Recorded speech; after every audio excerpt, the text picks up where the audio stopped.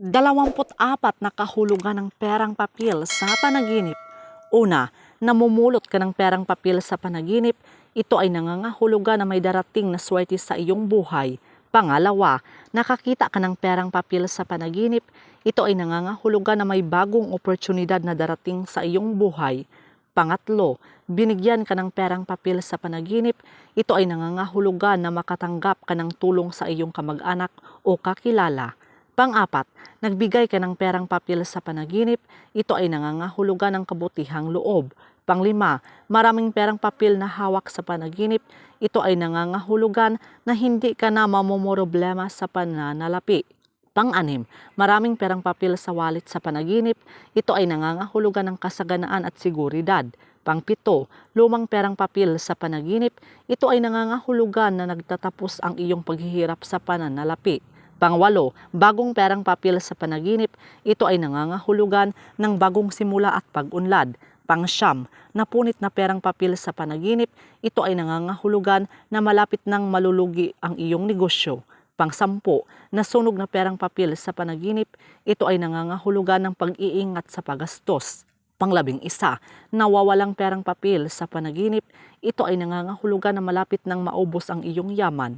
Pang-12, ninakaw ang iyong perang papel sa panaginip, ito ay nangangahulugan na mag-ingat sa mga mapagsamantala. Pang-13, nagnakaw ka ng perang papel sa panaginip, ito ay nangangahulugan ng konsensya o maling desisyon. Pang-14, nagbibilang ka ng perang papel sa panaginip, ito ay nangangahulugan ng pagpaplano sa kinabukasan. Pang-15, nagdeposito ka ng perang papel sa bangko sa panaginip, ito ay nangangahulugan ng pag-iipon at seguridad.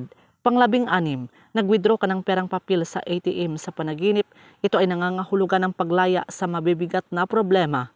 Pang-17, nangutang ka ng perang papel sa panaginip, ito ay nangangahulugan na may pinansyal na hamon. Pang-18, nagpautang ka ng pera sa panaginip, ito ay nangangahulugan na mag-ingat sa pagtitiwala. Pang-19, piki ang perang papel sa panaginip, ito ay nangangahulugan ng babala sa panlilinlang. 20, basa ang perang papel sa panaginip, ito ay nangangahulugan ng pansamantalang problema. 21, perang papel sa bulsa sa panaginip, ito ay nangangahulugan na may maliit na swerte ang darating. 22, nahanap ang nawawalang pera sa panaginip, ito ay nangangahulugan na mababalik ang isang mahalagang bagay. 23, pera sa sobre sa panaginip, ito ay nangangahulugan na may magandang balita o biyaya.